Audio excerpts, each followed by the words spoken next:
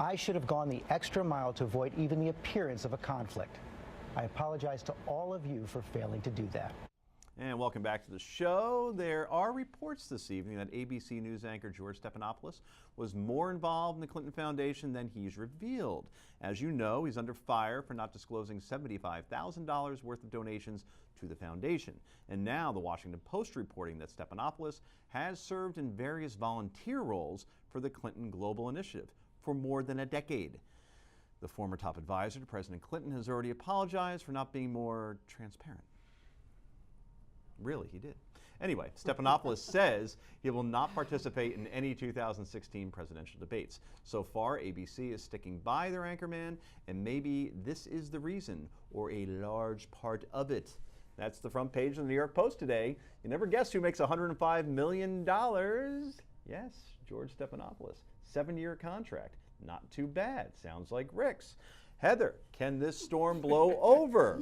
Or does this have the potential to be a serious problem for ABC as we get closer to the election? I think it will blow over. I think most people don't care all that much. I don't think that it necessarily should blow over, but I think it will blow over. I think, you know, there's Kirsten Powers wrote an article today in the op-ed in USA Today talking about how the fact that 4 out of 5 journalists who will admit to being a party say that they're Democrats. So there is a bias in most people, and whether and how deep is the bias, whether or not you're willing to overcome that bias when you're asking questions.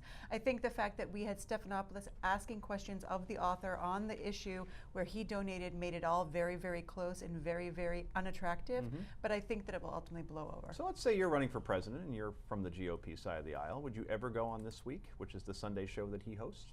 I would, because you'd imagine that if you do well there, then you've done well pretty much anywhere, and that if you can take him on, and I think, you know, he's a very smart man. Now he's on defense. Yeah, I have a theory, actually, to your point. Yeah. If Hillary Clinton were ever to go on that show, that would be her Beat toughest the interview. stuffing out of her. Overcompensation. Right. See, I am partial, You're right? You're right.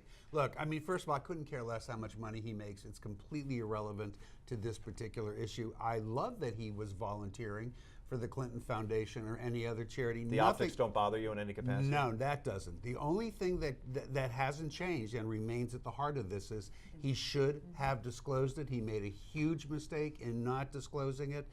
And that's all that this is about. So it really is. And he should Wallace not have done that interview with the author of that book. Right. He should not have done it, removed himself, or disclosed. Yes, he should Probably not done it right. at all. But do you think the reaction would be the same if Chris Wallace was volunteering for a Bush Foundation kind of initiative? It would be the same for me. Good for him. I really? mean, these are I think the reaction things. would be 10 times worse.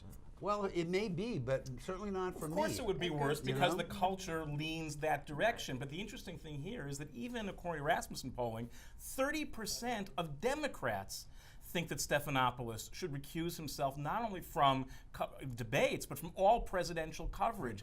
And that's, well, they'll have to figure that out. That's where the amount that ABC pays him matters. When you have $105 million invested in someone, you hang with them. I don't begrudge him a dime of what he gets. Well, they can dock but him. they have to figure out how not to be invested in him in that way. You say that the GOP candidates would go on there. I say they're not going to go. That costs you ratings, and that's what you're paying him to bring in, big interviews, and they're not going to go there. They will go. That's They'll my go. final They'll one. go. So what do voters think? Take a look at a new Rasmussen poll. 46% of likely voters say ABC News should ban Stephanopoulos from 2016 coverage. 36% say he should not be banned.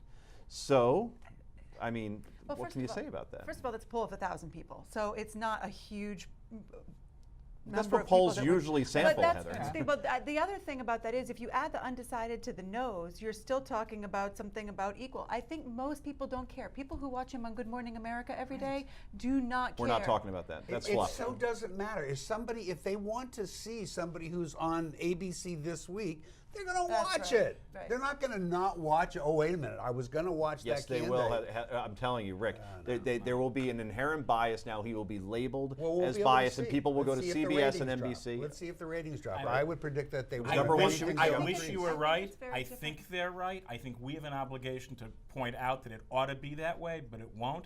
The more aggressively they pull him back, though, it's like the old Tylenol case. When Tylenol pulled all their poison pills, when they weren't even sure what the impact was going to be, they brought back the brand. He should step out and now say, it's not just no debates I'm going to do. I really am going to step back from covering at least some piece of this election, no matter what. And then he'll save himself. he'll make it even if That's he his doesn't. entire Sunday show, though. He would have to Right. remove And himself. they're going to have to figure that one out, maybe for some period of time, something. The problem is they can't because they don't really have a bench. I mean, they could put Well, Martha no, they Raddatz do. in there, They I got guess. Martha They could. Raddatz. But let me Jonathan s- Carl, I'd like to see in that spot for that. I do want Just to. saying. I do want to say this though, because you brought up you compared him with Chris Wallace Mm-hmm. as the supposedly left of center person on the panel. I will tell you that Chris Wallace is the best person on Sunday morning television. He easily is. He's No, excellent. no, I'm not He's saying superb. Wallace because of Wallace. I'm saying Wallace Because because he's it's connected to Fox. Fox. Right. Right, so people automatically say he's conservative, but he's as good, maybe not Best- as I good, but think he's the almost as best good interviewer. interviewer as his father was. Yeah. Right, and Yeah. he actually does a great job. And Marco Rubio found that out last week. Right, he's not going Exactly. to get a free ride. Tortured with him. Anyway, somehow came a segment about Chris Wallace. Go figure. Anyway, coming up next, it's potluck time. That's where we share our favorite stories of the day. We go around the table. Mine is one of them. This will be tremendous. You must stick around. This is the Daily Wrap only on Newsmax.